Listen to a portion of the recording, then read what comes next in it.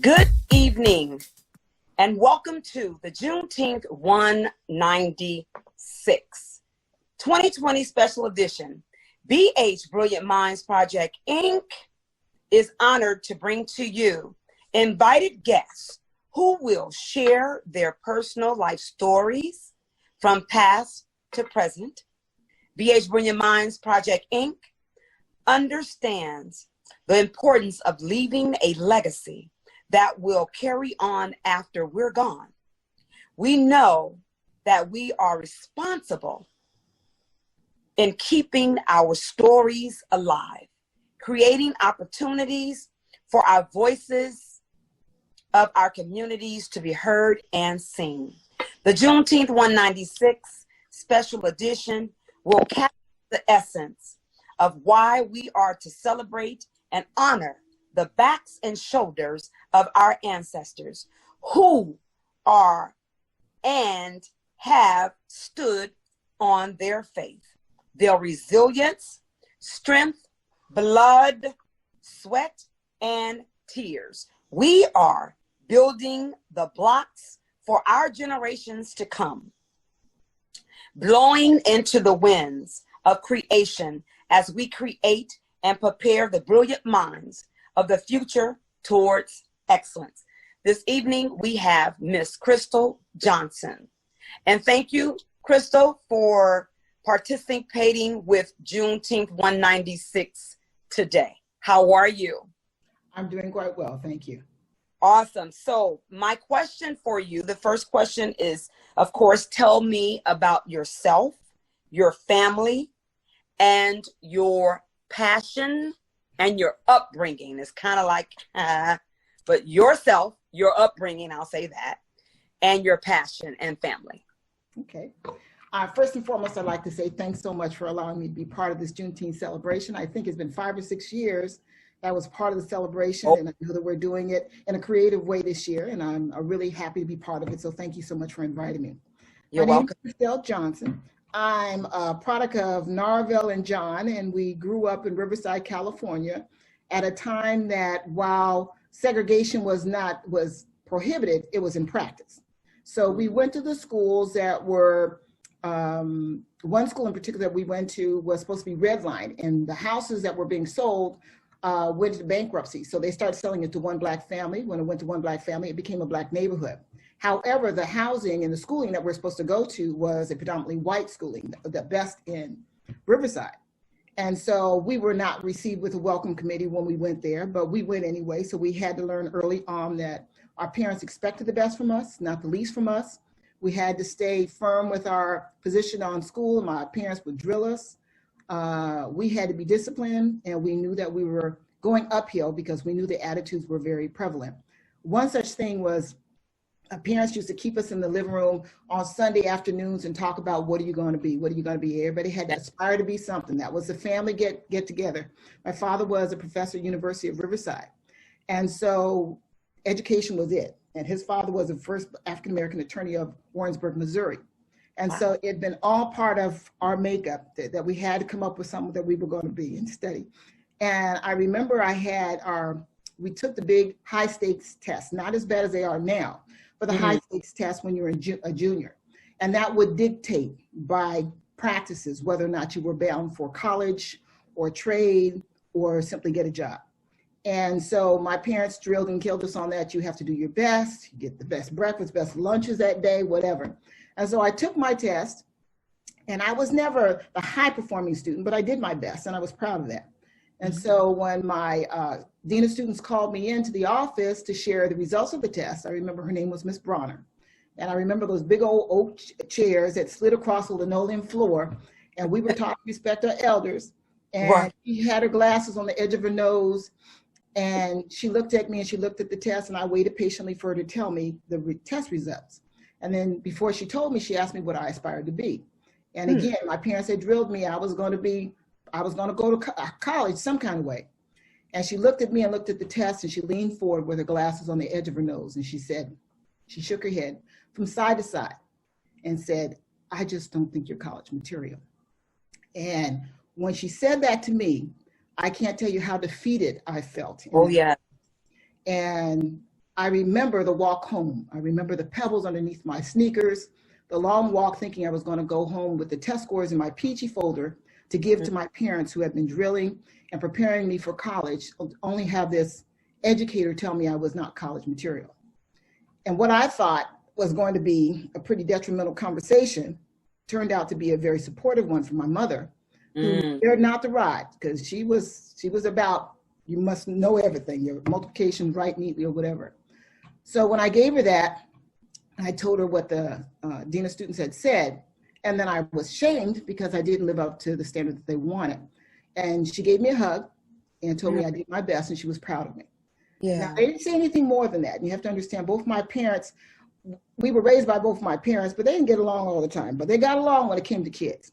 And so I just remember it was between second and third period, and the following day or the day after, that I was walking to my class, and this was at Polytechnic High School, predominantly all white school. They had golfing, water polo, all that stuff, because again, the neighborhood we lived in was not slated for African Americans.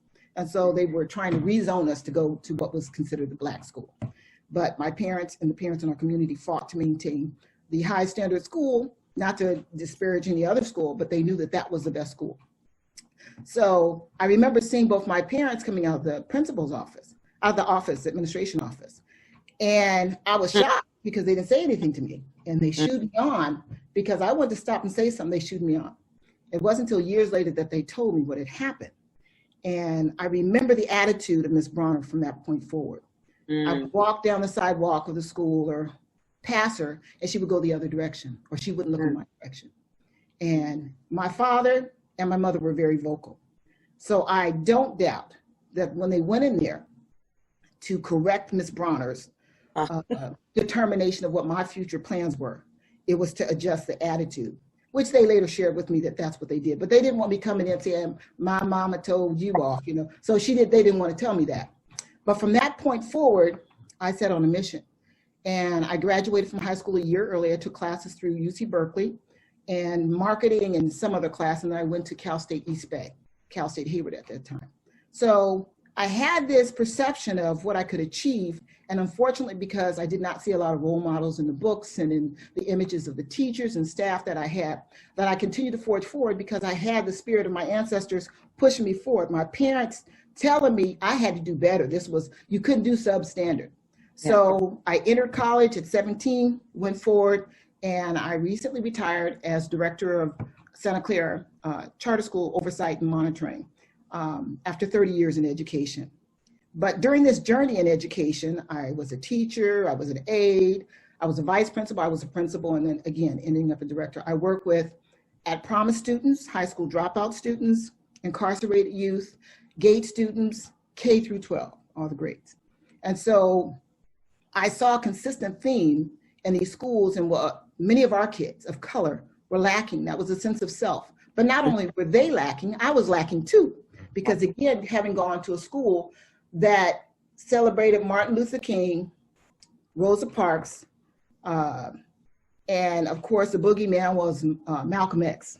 So they didn't want to talk about diversity. You had a couple of pages in textbooks that had us in the fields picking cotton, but you didn't have us celebrated for all the contributions that we have made. That's right. So there was a void of information about who we were and who I was and how we fit in the big picture of things. So my retention of that information was limited. It was very limited because the relevance for me was the absence of our being. You know, we were not present in the account of history. So as I traveled through my educational experience, and then I came upon a challenging situation as an African-American administrator who was trying to adjust some attitudes with people that wanted to kick out kids because they said something they didn't want to hear. I said, well, some of these kids are here for the reasons that you cannot push them away. They have the formula to get you to push them away. But our job is to find ways to connect with them.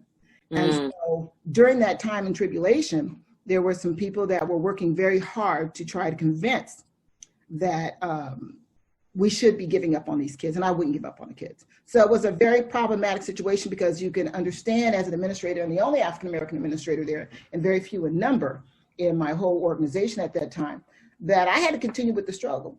And to and from work, I would call my friends to give me the boost that I needed. We all kind of support each other.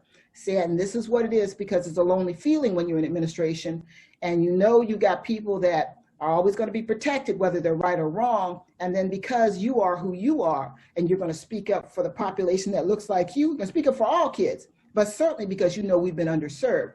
Those voices cannot be snuffed out. You cannot just continue status quo and keep moving forward. So with that in mind, I moved through all these different positions.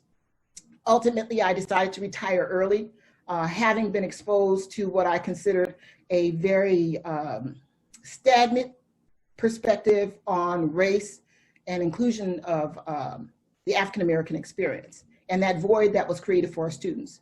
So when I was struggling with as an administrator with some of the antics, the evil antics some of these people were doing, I was inspired to start Googling stuff about history. I didn't know what got me doing it, because I was raised on the typewriter, so it's not a natural thing for me to Google anything.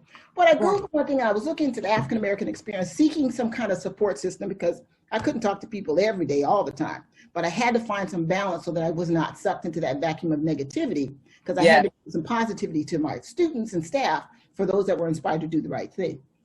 So I Googled one thing that led to another, and then I read this passage about Pitt schools. And when I read this passage about Pitt schools and how they knew how important education was, so that they were willing to, under threat of death, learn one painful word at a time on the slave master's property. And I thought, how powerful was that? Wow. So I wrote that down. And I didn't have any big plans of making quilts or anything, but I wrote that passage down. And when I wrote that passage down, I said, oh my goodness, I got to write other things down, because it just triggered other things. So when you Google one thing, I said, I didn't know that. I wrote down the title, and I started writing down different titles. Next thing you know, I had about 5 or 6 different titles I'd written up. I said, you know what I'm going to do? I'm going to make a quilt. Now, mind you, I've never taken a quilting class in my life. I did take a sewing class by Miss Bronner, and not Miss Bronner, but I can't think of the lady's name, but she was Miss Brooks.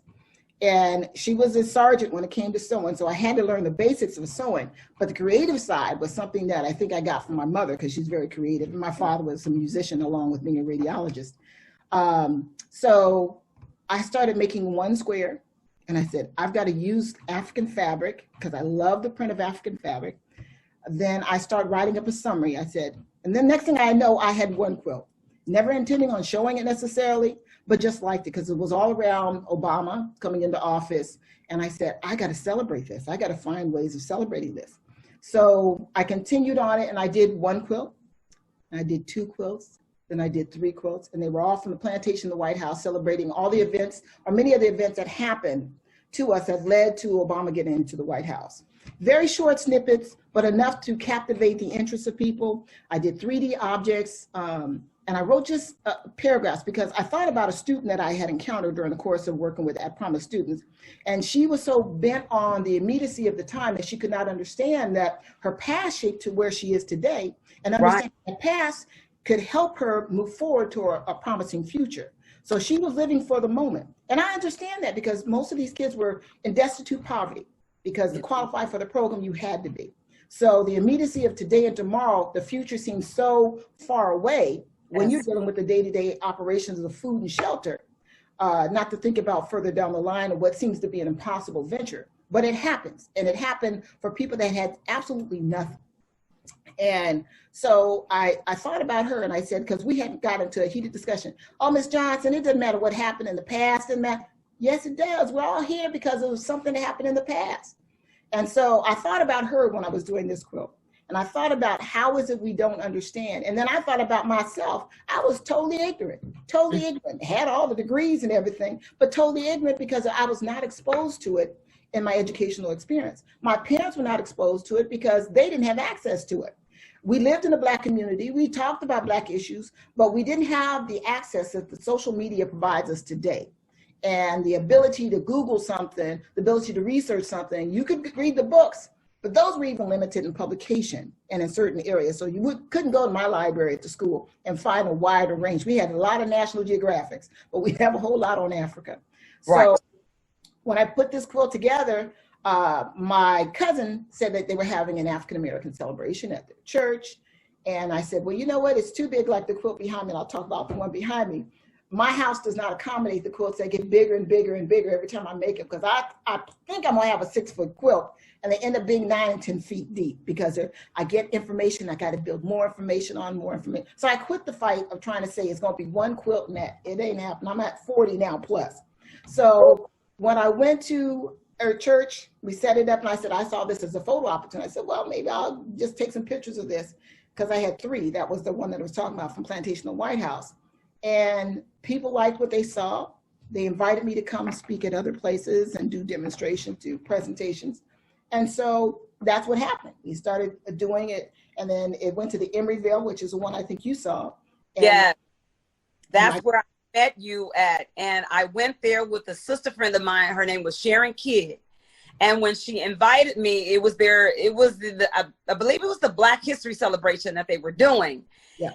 And of course, I love Black History celebrations, and I'll go if I can, if I'm available, I go. And when I walked in the door, I was just like, yes, all of the information about us. And I was just drawn to everything in there. And then when I got around your piece, I almost fell on the floor. I said, oh my God, look at this. This is so beautiful. And then I think you had left. And it was your cousin or your... Yeah, my cousin. Okay. She was there. And I said, and I told her who I was. I said, I'm the founder and the coordinator of the Oakland's Juneteenth. And I would like to invite you guys to be. And she's like, oh, she's not here at the moment. Take a card. I took the card, and we've been friends and connected ever since. Yes. And I am like, it's so important that we have events like we do. And the Juneteenth 196 is just a special edition that God gave us this opportunity to bring it in as we are able to do interviews, personal interviews on our vendors and people that we know that make up our event. And you and Mama Saleh and the Black Inventions are the ones a part of our education that we brought into the Juneteenth when we do ours. We wanted to make sure that when we do our event, it wasn't just that you go and you have fun. You were going there to get educated on our history. Like you said, I didn't know and don't still know everything about us, but however, there's somebody that's working in their passion that God has directed them just as well as you. And then we get this bond, we get this family oriented, we get this community of information and resource. So go ahead, sis. And that level of response and enthusiasm is why I found it so joyful to do this. Yeah. I always had a passion. I wouldn't tell you I'm a historian because I wasn't. But when you try to learn more about yourself, because I also did research on my family. So I have family quilts as well to learn about who we were as a family. And now I'm doing one that's going to connect us with the African-American experience. So my kids, my cousins and so forth, when we do our next family reunion, can see the connections of when they're talking about the Civil War, when they're talking about things that are not in the textbook. So when they're in the classroom, next time the teacher hits up on a note about a common issue, talk about how many African-Americans gave their lives to fight for a country that would not fight for them. And so when people talk about patriotism, what is patriotism? We are patriotism. We built this country, and yet we still are here. And instead of, the acts that we could take, we're fighting in a very civil manner to get the rights that were given to us at birth, not something that they give to us, but that we have a right to have. So when I started doing my research, I said it started with that. I had 3. I just continued doing connections, and the quilt you see behind me, this red, black, and white one, is a part of a 3-part series called Black Lives Matter. And I kept working on that one. I can tell you that since the COVID virus has hit, I've been working like a bee. Because I know that ultimately this will lift. Yes. We will get back out there. And when I see the faces of pride from kids, I have one that's called Good Hair. And I have all these different types of hair and the kids love it because they see themselves in it. Yes. I have Black Minds Matter, talking about the various inventions that we couldn't have because remember, we were 3/5 individual. When we weren't, we didn't have patent rights, so they didn't allow us to make money. And even then, like Elijah McCoy, I didn't even understand the whole story about the real McCoy. The Elijah McCoy, the lubricating machine, that when he tried to sell, they stole his ideals. But what they saw was never duplicated in the manner in which Elijah McCoy did it. So they wanted, after a while, they said, we want the real McCoy, Elijah McCoy's invention. But you don't know all that stuff until you start reading it. So that's what I found. Is that how it became the real McCoy? Yes. Because they got the real. They got the real McCoy because again, any job that they did not want to do, they gave to us. So working and shoving coal in there, and because it was stopping too much, they tried to find, we have to have a way of better lubricating this engine. But thinking about all the things that we did from innate ability, because we didn't have access to schools. Yes. So when I go in and talk to kids in school, and I did have a conversation with a group of kids at Steinhardt. In fact, I just talked to the teacher the other day. I acknowledged and celebrated her again because she had the courage to invite me to come into her classroom. And I'm going to tell you, there are some counties that are not necessarily as receptive to the whole concept. I'm not even going to say some. The whole curriculum that's out there, as far as I'm concerned, is devoid of factual, inclusive information about the African American experience. The narrative is always going to favor one group at the cost of others. And so she took the risk, having a friend of hers, having heard me talk, invited me to come, invited all eighth graders to come. I went last year, with the year before that, and I actually made a quilt from their quotes because they took pictures of I bought about 8 quilts in there, and they were taking pictures of it, and she had lessons. I told her to prep them for it or whatever. And then we just talked. And we talked in the sense that I probed for responses, because if we're teaching critical thinking skills for kids, we don't give them the answer. We challenge them to think outside the box. I said, if you had slavery for 250 years and then all kind of codes and restrictions on people that were brought here on slave ships that work for free, what do you think they did to the economy here? How did that affect the economic system in which we rest right now? Did you know that the White House and other historic monuments, the sacred high elite schools, were built on the backs of slaves? And so when they walked around and saw these quotes, I'd always shout, so what interesting information did you find out? What did you not know? And I never tell them this is absolute. I said, if I can get you to think about it, and you want to challenge it, for those that don't even believe it, I said, look it up and look at 4 different references. Don't take my word for it. But no, there's a reason why it was not put in the textbooks. That's right. There's a reason why we didn't know that Black veterans coming back from fighting were snatched off the buses and hung because they wore the suit of a military worker. So when I'm doing these quilts, and this one in particular, I struggled with it.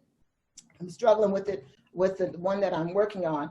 But because this one in black and white, you know, people don't want to believe. I believe at this point, if you don't want to believe, it's because you're committed to myths. Right. And you want to be embracing myths, then that's a choice that you have. But the reality is that our kids need to know, all kids need to know. And that example of, I don't see you anymore, Barbara, but the example of Steinhardt, the Steindorf school, is that this was predominantly an all-white school. And I had not planned on really going because I had so many people. Barbara, are you there? Yeah, I'm here. I'm not quite sure. Yeah, and so I had so many people, I had so many negative experiences that I didn't, you know, things that I would have expected in a Bay Area a district or county would have been celebrated, were not. And so I said, pretty quick, I saw there were not a lot of us sitting around there. So when I went to the school, I was so pleasantly surprised about the enthusiasm, about the preparation that went into it, and most importantly, about some of the comments that the kids had. Yes. They said, I didn't know anything about this. How come I don't know anything about this? Mm-hmm. It inspired them to look up other things. Yes. And so from an educator standpoint, why I got into education? I got into education to make a difference. That's what, yes. And from a standpoint of how can I make that difference? I did the mundane task of doing some of these jobs, but it wasn't bringing me the enthusiasm and joy that I look for, the passion that I had for, hey, just think about it. Don't take my word for it. Think about it. Why are people upset when we go on bended knee? That's not even violent. Right. You got people challenging it. What is the root of that? You got people that don't do anything with the flag. You got people that burn the flag, but they have made this a contentious situation because they want to say that we can't be true Americans. Right. And so I said, think about what that implies. What does that imply? And I wouldn't say true Americans to them. I said, what does that imply? Why do you think people are upset about it? And then I asked them, and then I start talking about Black veterans. I have a series of quotes called I Too Sing America. It's about Black veterans. And that's what I learned about the role that African Americans played in wars, busy trying to be accepted as a full American, because now you're a generation removed from the shores of Africa, and throwing themselves on grenades, giving up their lives. And then when that GI Bill came through, because I didn't even understand redlining. So I put that in one of my quotes as well, about the power of redlining. You just didn't know, you just made assumptions that were promoted to you. And so now I understood a lot more. But look how late in life I had to figure that one out. Right. So this quilt here, Power and Privilege, just says it. So don't take my word for it. Look at the consequences that a white person faces versus a Black person. And I go back to, we're approaching the 9/11. And 9/11 always says, never forget. What do they say about slavery? Get over it. Okay? Right. Reality. Right. Never forget and get over it. So that's what I have on this quilt. I put the pictures up and I said, 9/11, never forget. Slavery, and I think it's the guy, anyway, you probably can't see it. And so looking at the sentences of the corruption about, they had a problem with affirmative action. Yes. And so these people have been buying their position in colleges with kids that don't qualify all the time. And yet you got a sister who was virtually homeless, used an address because she was homeless and got prison 5 years. And you got 2 weeks at a club. Right, 2 months. Yeah, well, one got 2 weeks. One got 2 weeks. Because one got 2. There was more than one. We know this. I believe it was far more widespread than they said. It was. But because it would have unveiled people that. Come on now. So they didn't want to have that happen. So when we talk about drugs, so the message to us was just say no. Yes. The message to us was lock them up, put them in jail. The message for meth and opioids is they need treatment. I've seen commercials where they're almost walking around in lily fields talking about the soft music in the background. With us, it's done. We're criminals. So if anybody has a right to be overstressed and pressured and oppressed, and that doesn't manifest itself in some challenges on a mental stability state, it is us. Yes. So go ahead. When you were talking about knowing certain information, in my African American Studies class with Professor Anderson, I ended up finding out that the Statue of Liberty was a Black woman, and she had chains on the bottom of her feet. And the reason why the gown goes all the way down, because they wanted to hide the chains. But that is a Black woman. That is not, the Statue of Liberty is a Black woman. And I was like, oh my God. Well, when I go to school and I talk to kids, you think about all the things that we enjoy in life. I said, so how is your life impacted every day? When you get to a stoplight, think about us. When you're on the freeway driving over that bump, think about us. When you get in that ice cream cone, think about it. When you get the potato chip, when you get in the elevator, when you get the laundry, when you go to sharpen a pencil. I said, these are things that we're responsible for, but we could not get credit for. I said, so just by making it a constant, take that dime out your pocket and look at who crafted that image. That was a Black woman that crafted that image. I said, so when you're looking at all that stuff, and yet we're invisible in the history books, you have to ask yourself why. So I posed that, so why do you think we're out of it? And I had these kids that I talked to, and I talked to all kind of audiences, but I just remember this particular one. I'm just using this as an example, she was talking about there is no empathy. And I said, and if we don't teach empathy in the schools, if we become the only soul, we teach in isolation and compartmentalize, that we don't learn about each other, we're destined to continue to perpetuate, sustain, and promote the status quo. So that's why this division exists. The push for division exists. And as long as we can close the doors of knowledge, we can continue to perpetuate a mythical notion about who we are as people, who they are. So it's them, they, those, as opposed to me. So we're all Americans, and you have some people define it, we're sub-Americans by privilege, by being allowed in. So when I go and talk to kids, I'm talking in a much more candid way with you, because I know the audience. I know which I have to bring up and what I can't. I did a presentation for 100 leaders for Santa Clara County, and I brought in all these quotes, and I know that if you want to shut down a conversation real fast, you just do racism. And that goes kind of, okay, well, all right, well, I already had my plan B, because I already worked there and I already knew what was going to happen, but I had been invited after I retired to come back. And so I said, well, we're going to talk about the quilts. And I know that I have a quilt on bended knee, and it's Colin Kaepernick, it's a flag. And I have quotes in the flag, and I have images about our rights and the Constitution that it's extended to all Americans. And I put that up deliberately because I know Santa Clara County had a problem with Colin Kaepernick. Right. I think at one point in time when he was going to play a game over there, that the sheriff's department or somebody said that we're not going to provide the usual services if Colin is allowed to play. So it's a pretty, it was a pretty rough group, but I used the time to talk about our African-American history. I used the time to share about the questions as leaders, that if you cannot ask the questions, how can you educate your staff? How can you promote curriculum? So I think all parents need to take an active role in trying to look for ways that they can be empowered to go to the school boards, to ask about the LCAP plans, to look at what those plans are, their provisions for resources, how those resources spent, what is the accountability plan? So these are common practices. They count on us not knowing. That's right. But if we know, and the board has made a resolution that we're going to stop this performance gap, and I'm going to tell you right now, the way that the educational system is, the way an American capitalistic system is, quite frankly, is that you have to have people at the bottom in order to support the top. You betcha. And so if you got an assessment tool or tools that have historically omitted the talents, innate talents of a certain type of learning, and you know that that's going to take place. So you got analytical learning and you got holistic learning. We live by relational things. From right, holistic, yes, yeah. Learn. And they can dissect. And I taught GATE for a long time. These kids were busy trying to dissect. They said, well, what do you think? Well, really, Ms. Johnson, does that matter? Yeah, what do you think? Why did you come to that conclusion? Right. What do you have to support that? So when they take these tests, and it's an uproar when the tests come back out in the fall, and they say, well, our kids didn't do well, and we're going to do intervention and take them away from their electives and have them come in the summer as a punitive response to the lack of the institution acknowledging the necessity to integrate educational pieces that are relevant for kids, so that I can buy into it. So if I see a great African king on there, I'm inclined to recall that.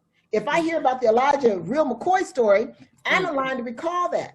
If I hear about how can you get a navigational system like Harriet Tubman did in the whole Underground Railroad, and even the whole concept of it was illegal to read.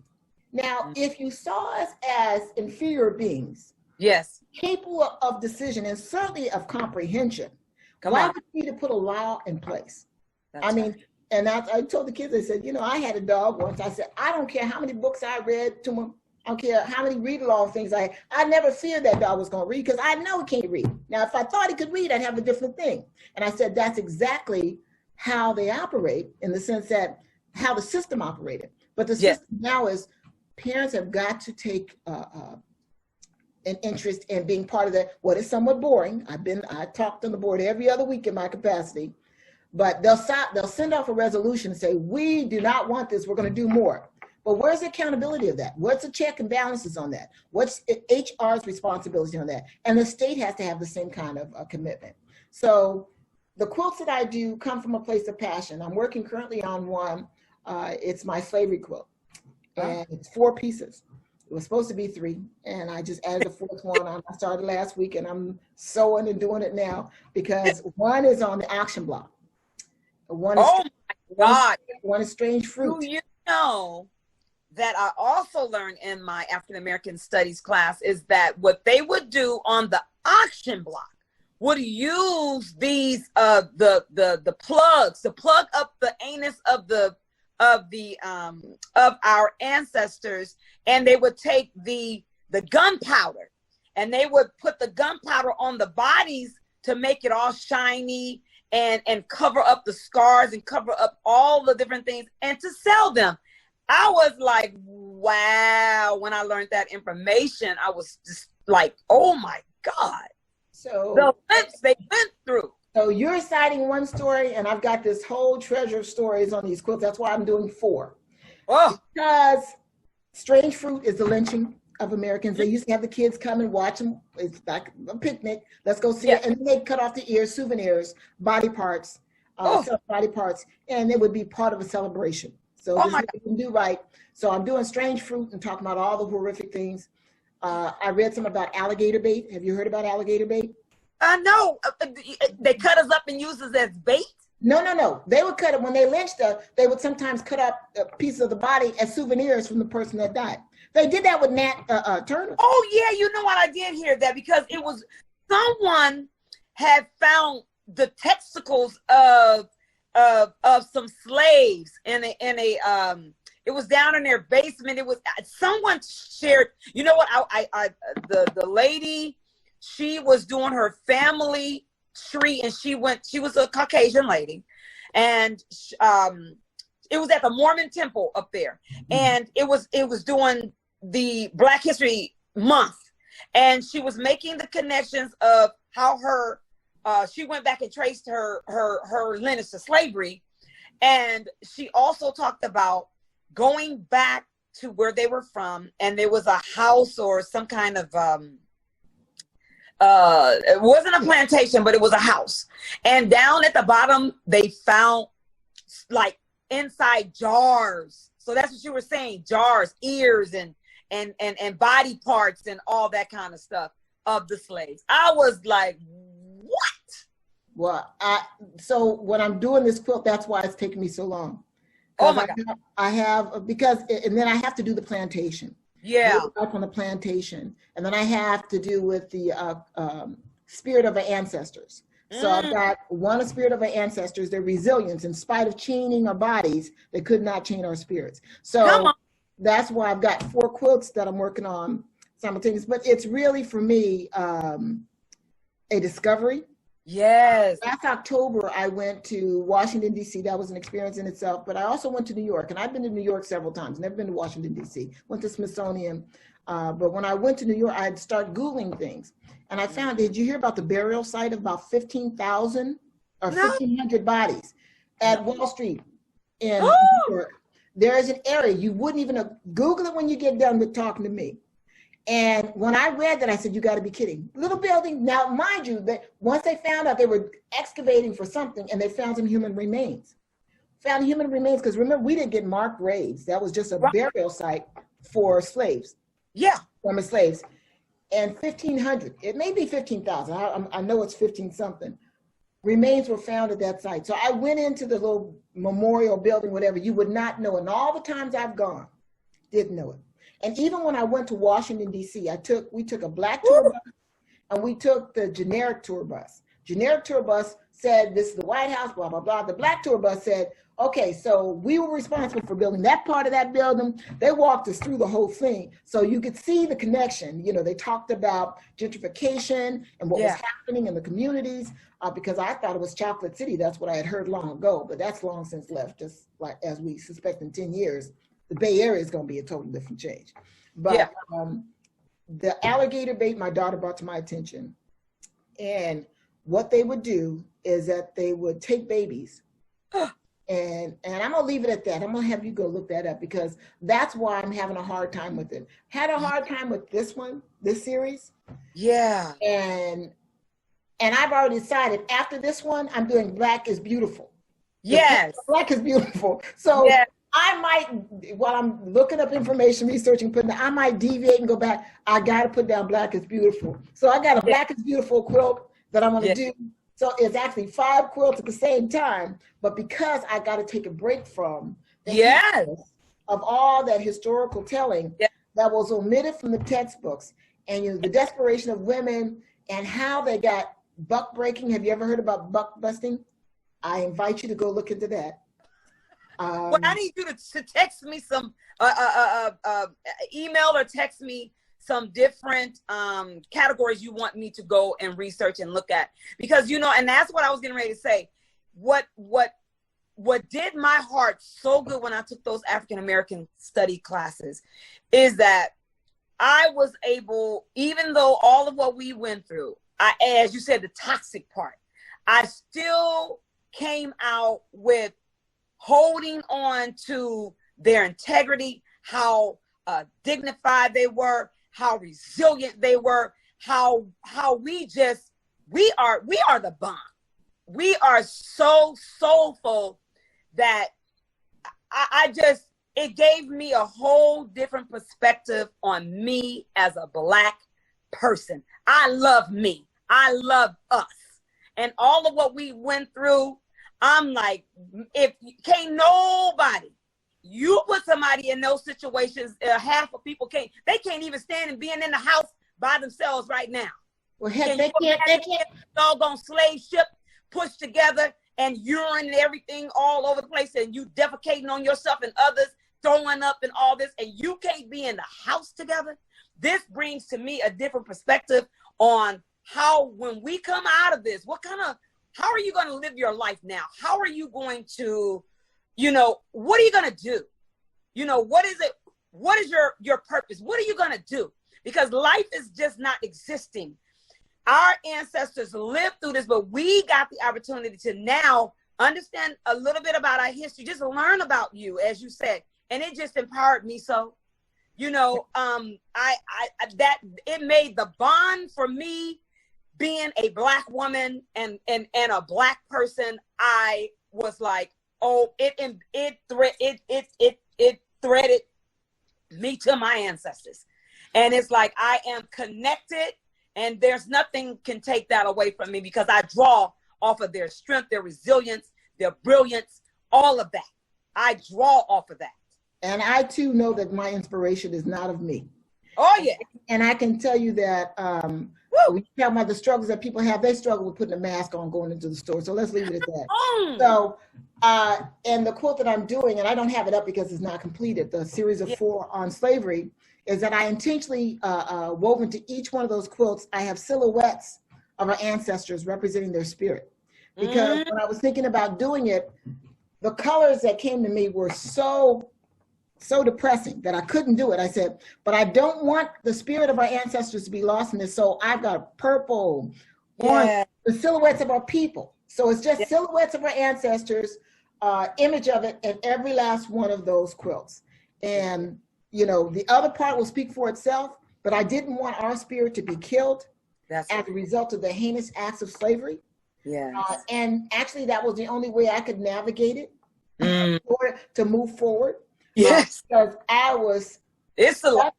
When I went to the Museum of African American History in Washington, you see these objects. I read about a lot of the stuff, but when you see them, right there, it's no joke. It's no joke.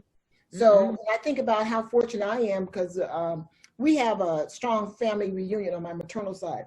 I've done a huge quilt on my maternal side, and my paternal side is not as strong as my maternal side, but how we lost our history and our surnames, because one of the districts that I worked in celebrates, surnames, take pride in surnames, but they can say that because they don't have enough representation looking like me. I'm saying, do you understand the history of African Americans? Because if you're asking us to be celebrating of a slave name, it's not going to happen. Over 90% except for even those names that we do have, Jacksons and Williams, we named ourselves. But for the most part, when it came to being free and having a name, we kept the name of our slave masters. Yeah. Jones or whatever. So ours is Howard, and I know it's a part of the Howards, and there was that thing, Howard Johnson. I can bet to believe that you go all the way back through the Howard connection. It's a part of that Howard and Johnson. What is that? It's a Howard Johnson. That what is that thing? The hotels. Yeah. Yes, the hotels and all that. And Brown, you can go find back Brown. Go all the way back. Well, when I was teaching 7th grade, I did a genealogy task for our kids. I had a pretty cool principal. She didn't put hindrance on me. So I wanted the kids to understand perspective, because they have a perspective. I said, who writes their history books? Because these were kids that had been bred to be, they thought they were the elitist of all thinking. So they had been tracked as, and this is my GATE kids, the gifted and talented group, that the parents would all come in to be standing room only. They size you up to see whether or not you could teach their super Mensa kids. And I said, well, I'm not gonna worry about you. I'm gonna do what I had to do. But they came in with preconceived notions. So I did an activity with the kids, and I had them reenact something, and I had them act as reporters in the classroom. So I had 2 kids, and in my classes. And I said, I would like you to report. I said, everybody's a reporter here. Yes. And I said, and you're going to have to write a report, and it's competitive, because you want somebody to buy your newspaper. And some of you have connections, some of you have money, some of you just have the ability to write. And I said, I had them write down the thing, and it was a contentious situation. And they had to look at the perpetrator or whatever and say, what happened? And then they started, and I had them switch papers so they wouldn't, because they're always trying to get the right answers. Switch over papers, a couple paper over. And I said, I'd like you to read different. So we had like 3 or 4 different accounts of it. I said, but we all saw the same event. I said, how is it we're all looking at the same event, but we got 3 or 4 different versions of that account? I said, your perspective is shaped by what? What is your perspective shaped by? Why would you think the girl is the aggressor? Why would you think the boy is the aggressor? What channeled you to come up with your report that you're now going to sell to the public? And who's going to get that newspaper out? The people that are connected, people that have money. Your account may be very objective, because I said be objective. But because of your learned behavior and notions and beliefs and perspectives, you have woven into your account an account that didn't happen. But that's how history is taught to us. And the history that we've been celebrating in schools is taught from that perspective. There's a right and a wrong. Just as people can quickly say, this person is attractive and this person is not. There's a general consensus about what is attractive, and it's based on Eurocentric perspectives about attractiveness, which is why I'm doing the Black is Beautiful one. Yes. But it is important that we sit back and we do some critical thinking. So when I told the kids, I said, well, you know, if you got, we're all watching the same thing. I said, so now when you look at history, I want you to think about that. And these are kids, again, that were not flexible. They had been taught that they had to have this score and this or whatever. I said, but I want you to critically think. Think out of the box. Think out the box. Why is it that you have all these different accounts? We're watching the same thing. And yet you have different accounts. And I did a little monster activity with them. I did one with a different perspective, where I broke them off into groups, because again, I was dealing with egos more than anything else. Again, that's right. I'm the Mensa, my daddy is IBM's, all that stuff, you know. So I broke them off into groups, and I gave them an activity called A Different Perspective. So for 1 week, they became the group that they were identified with. So maybe you had a group, you are Black people in America. You are senior citizens in America. You are women in America. And I made sure they were opposite of what they were. And then I wanted the group of 5 to 7 kids to take on a role of investigating, look at the data, what percentage of the population do we make, look at the media cover, what do we look like, how we represent it. And I had them go back and do all this research. And then each one of the groups had to come back and do a report. I am a Black woman. I am, you know, a senior citizen. How am I portrayed in the media? And I said, so when the media portrays that, and we already talked about perspectives, and that's the information you're getting, you can see the shaping of our minds as kids growing up. So if our minds are being shaped by that exposure, and it's a constant barrage of information, and for us African Americans, because we don't necessarily have the same kind of discretionary funds, we don't make it as much as many of the white people, that's clear, that we watch more TV.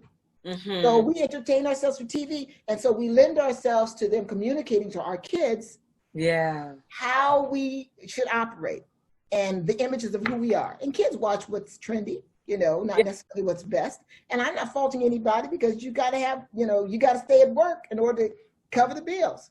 But that's the thing. That's what part of the challenge that we face. So when you're talking to educators and they close their minds off to that.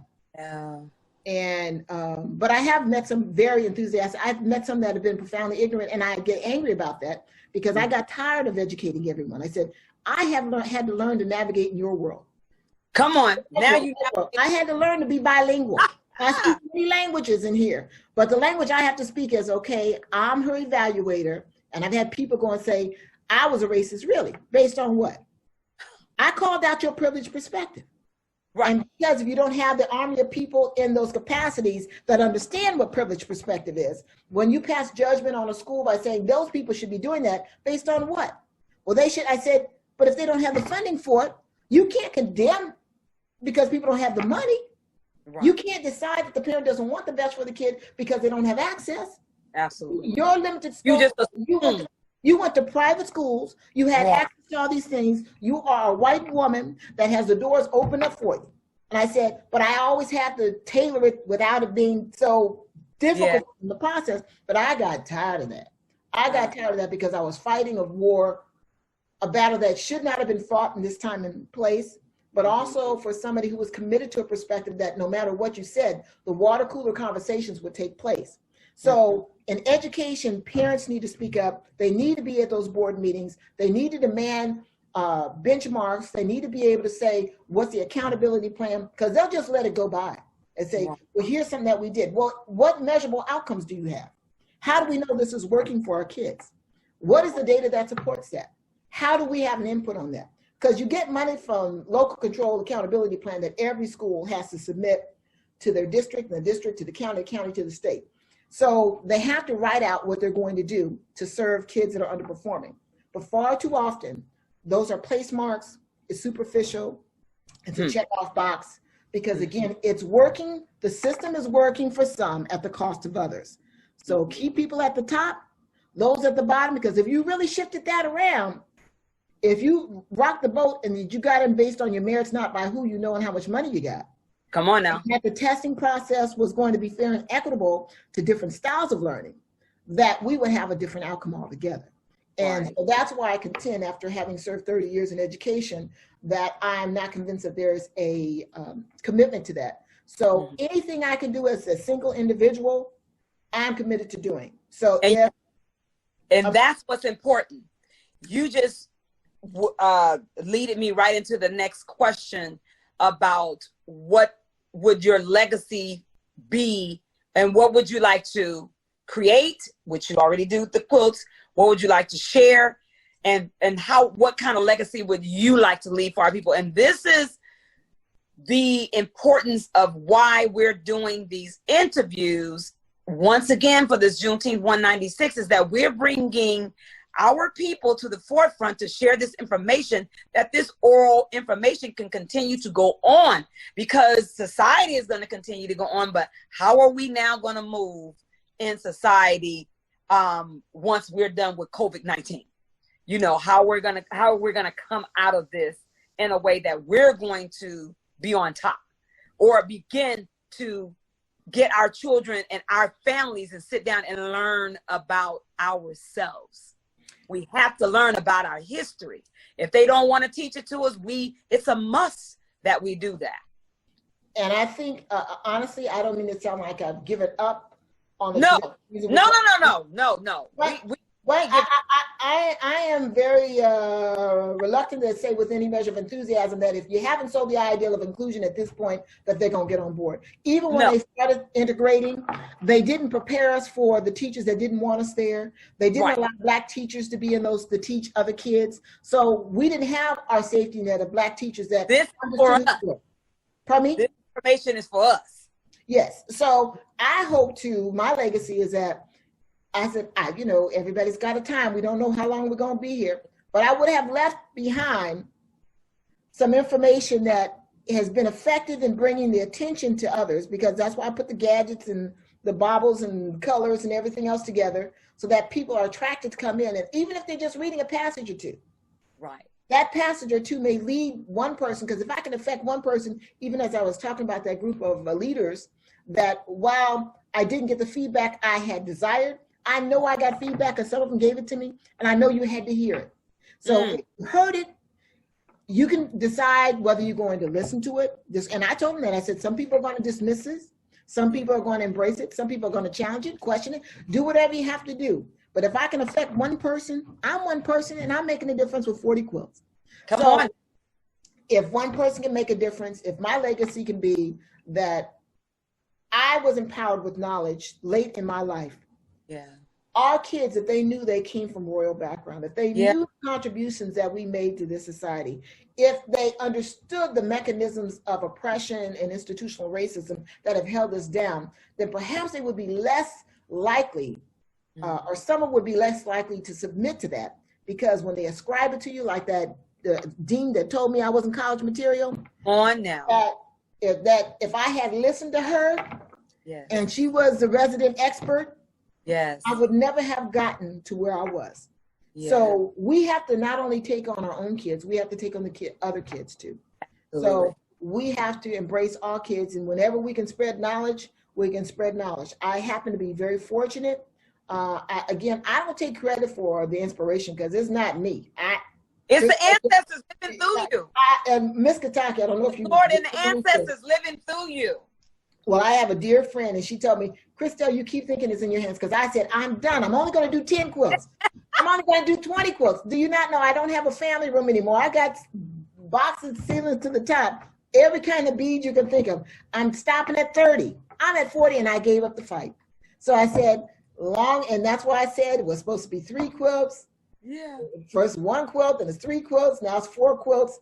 And I know with voting, with just what's happening right now, I have 4 quilts on voting. I could add a 4th one for all the shenanigans that are taking place right now to oppress. Can you speak on what you were telling me a little earlier about Trump is, the people are losing their homes, and then if you don't have your home, then you can't vote. Can you share on this? This is what I saw. It was on Facebook today about they were knocking on doors. I think it was Texas, and evicting people because they don't have money. So you remember there was a waive or an exemption that allowed people that you didn't have to pay. That the end of July. So now you got people that, that money is over with, that time is over with. So if you don't have, because you already know how they're trying to manipulate the voting process. Yes, ma'am. ma'am. If you don't have a residence and it's mail-in voting, you already got a problem right there for people that don't have a residence. How do you assure? And I guarantee you that they're looking at ways. I read another thing that somebody was trying to say, if you protest, we might take away your rights to vote. It is so corrupt at this point. And I definitely heard Trump saying that vote twice. He wants his followers to vote twice to jam up the system. So they want our voice to be squashed. We have got to rise up. We cannot sit on this one. I fear what will happen. In fact, I'm gauging my activities post the November 3rd election process, because I said, well, I don't know where I'm going to go because they don't even want us coming anywhere. Right. But the havoc and confusion that will exist, if he could put us back on plantations, I'm quite certain he would. Come on now. And he would not be alone, but you got a lot of people that are so toxic and full of hate. Yes. And to exist in that world, that you're consumed with hate. Yeah. And hate needs more hate to fuel itself to continue on that pattern. And then you surround your people with hateful people. And it's all, in my opinion, comes from some level of insecurity of themselves. Because I don't have to be toxic towards you if I'm healthy within myself. But if I'm not a healthy person, I'm going to go after you because I don't know what to do with this feeling of insecurity, anger, disappointment, or whatever, that I now have to give it to somebody else and blame you for not making me a better person. Yes. Or because you're here, I'm less than. So I don't understand it, but it is very real. It has been so alarming to see how many people have continued to support him. Yeah. And I think all kind of communities, in terms of religious communities, need to wake up and look to see what's going on. Yeah. Mobilization of our efforts should definitely be there. We can't be quiet. Just let this ride. We were given the ability to think. Come on. We were given the ability to have voice. And we can't just wait this one out, and because there's far too much at stake, and I fear for what. And I even told my mother, like I said, she's almost 90 years old. I said, "Well, where are we going to go? We're going to go to Ghana? Where's the new place that we're going to go to?" I said, because it's hard, and it's. I talked to a friend of mine. I told her, and she's Filipino. I told her, you don't understand. I said, if I move right now, I got to check out the neighborhood to see if there's representation like me, what the climate is out there, what the problems are out there. I know my problems in my community. Yeah. I've been here 20 some odd years. But I said, you may not have to think about that. So she said, well, why don't you? I said, that's not a concern you're worried about, because you can navigate in and out of that community. They'll never look once or twice at you. I start walking in that community and they're going to be suspect of me. And that's right. And I said, that level of disconcernment and discomfort, I know it's out there. And I was telling, I said, do you not understand, long before we even got to this point, when I went to watch the Klansmen or whatever that was with the Washington Sun, I was aware of how much anger and hate groups, because on one of my quilts that I do about the voting process, about what have you got to lose? Yeah. It's what have you got to lose? The art of the steal, voter suppression, honoring our ancestors, and the Black vote. And it explores all the different things that people did to get us to where we are today. and the efforts to thwart our ability to speak and express our voice. But I said, and what have you got to lose? That's a statement somebody in the White House has always said. Identify the things that they have lost as a result of that. And then in direct contrast, what have we gained? We've gained a significant rise in hate crimes, neo-Nazi groups. These hate groups have risen. So what have we gained? This is what we've gained. What have we lost? A sense of civility, the uncertainty of tomorrow. So I did a lot of research on that. So I had one shown at the State Building in San Francisco and two shown at the State Building in Sacramento. And then I took one on the road with me right before the pandemic took root, so I was able to get it out. But it explores all those things. And now that I'm no longer filtering for the sensitivity factor of people, right. And I don't have to worry about that. So I'm very candid with people that if you want me to come, understand this is going to be a raw conversation. And if you're not ready for it, then I'll take out something a little more palatable for you. That's right. But you have to know your audience. You have to know whether or not, you're going to get some pushback. But if you're not committed to the cause of educating and moving things forward, if that commitment is not with you, this is going to be a futile act. And I don't want to go nowhere where I'm not wanted. So if you don't want me there, I'm not going to push it. I know I'm needed there. When you don't want me there is when I'm needed there. Just to start the conversation. I don't have all the answers. I just had tidbits of information to start people thinking and talking. And that's all I'm trying to do in my legacy that I'd like to leave. For that teacher that I contacted the other day thinking I needed to get a jump start on, hey, what is this all about? I needed to feel validation. So looking at those quotes that those kids had, letting her know that I appreciated who she was and what she was about, and talking to people that I work with. And I miss coming to these functions, the Juneteenth function, the Black Cowboys. I do some stuff out in UC Davis, going into classrooms. I miss that desperately because I know that in reading some of this information, whether they agree with it or not, it's a perspective that had not been introduced for many people. It's a challenge of the status quo, and hopefully it's promotion of inquiry, which is what we're talking about learning. If we're trying to teach our kids critical thinking skills, we need to give them reason. Yes. So we need to be able to reason this out. So how did this happen, and we don't know about it? What was the impetus for that? Why are we suppressing that information? Why are we not telling these full stories? Because we want to keep a narrative about America, and more specifically, white Americans. I'm even committed now. I'm not even going to do a Thanksgiving this year. I said, it's not happening. Because it would be a betrayal of what I've already learned, and celebrating the annihilation of indigenous people here through deception and genocide and everything else. I can't do it. So I'm stepping back from some of the things that I've done before, and some people might think it's fanatic, but I have to be true to myself. And again, my kids are grown, so they can do their own thing. So if you want me to come over the next day, I'll come and have some leftovers. But generally it's me, but and that's how I feel about it. So I'm trying to grow as a person. I think there's never too late to grow. I'm a living example of that. Never too late to learn. Every one person can make a significant difference in the lives of others. And we are powerful as individuals. And if you allow the guidance to take place, which I think is the inspiration for me to come up with this, because I don't even plan it. I just start sewing fabric together. I don't even know what I have on the squares. The templates I have back there, I said, I like the colors. I get the inspiration of the colors first. Then I do all this. I have about 100 squares I have to fill up with information. I don't know where I'm going to get all the information, but I know it's going to come to me. I don't even worry about it. So I know when I start researching, it comes to me. And I know when my ancestors impressed me that this has to go on there, no matter how bad it is. And I say, look at some of that stuff. The more I research it, I got to step back and then do something fun. Let me do a little more beads on this side, because I can't stand reading this information. It's getting me mad. I got to get it from the table. So to deny that ever happened, to deny that our contributions were significant, to not to be honored as the people that built this nation, and to go all out to deny our existence as contributing members of society, rightful Americans. And don't tell me I got to go back. The only people who have a right to this land are indigenous people. That's the Native Americans. Everybody need to get up and go. We didn't choose to come here, but everybody need to go. So that's how I feel about it. And I'm just really so honored to have the opportunity to go out and speak in communities, to share what little information I had, because this is a drop in the bucket, and perhaps inspire some people, because like you were saying, emotional, I've had grown men cry. And you know what it is? It's that common ground that when you fight in this battle every day on your own, you feel you're on your own.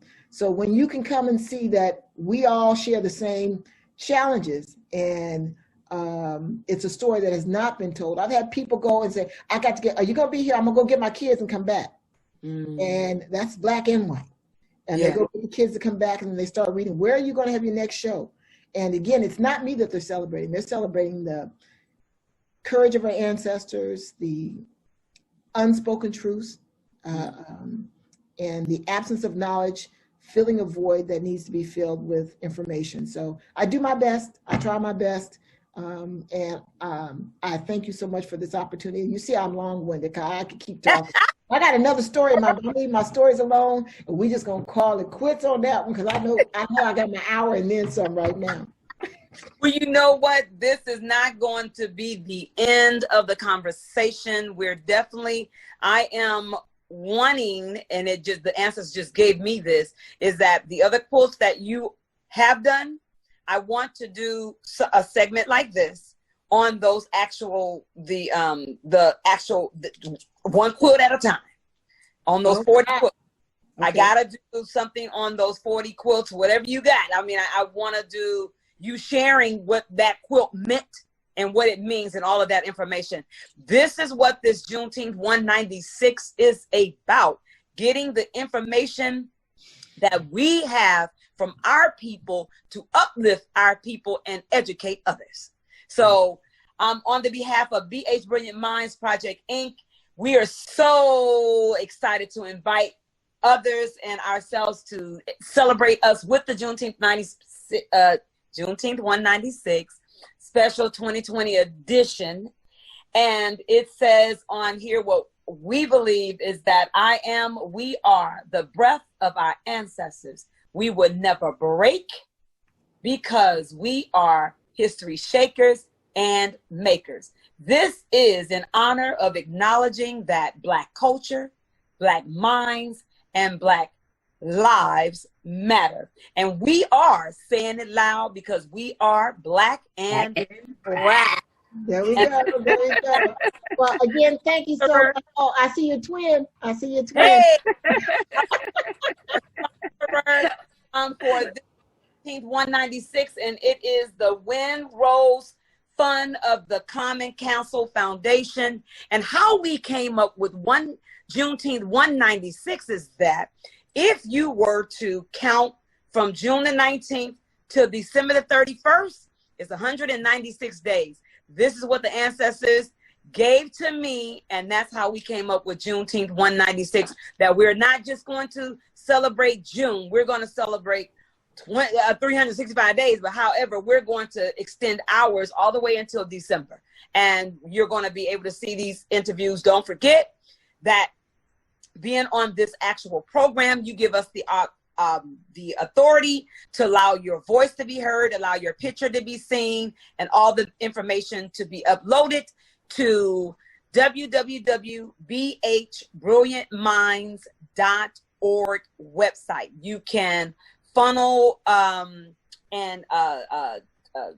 have folks go and visit the many series of the Juneteenth 196 that we're bringing to our audience. And before we leave, we definitely want to take a picture. And then I did want to share, you all ladies stay on the line, because I had something to share with you that Miss Khristel and I came up with. Miss Khristel, you are our jewel. We love you. We appreciate you. We thank you for the knowledge. And I am so honored and grateful that you are our sister. And this is what I love about how our connection and the Lord allow connections to happen, is that he says, let me lead. As you said, the Spirit will lead us to the work that they call for us to do together. And this is what we're doing. And I'm so honored and grateful. I'm going to stop the recording, but I still want you all to stay on the line. And we're going to take a picture. Mel, could you hold on for 1 second? Okay, let's get Keisha back on there. Then we'll snap our picture.